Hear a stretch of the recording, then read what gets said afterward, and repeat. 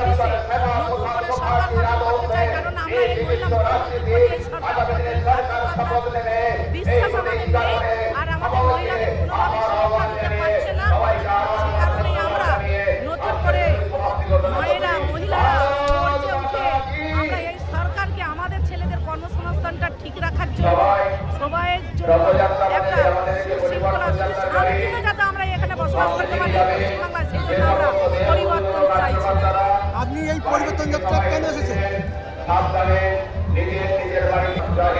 আপনি এই পরিবর্তন যাত্রা কেন এসেছেন? এই সরকারকে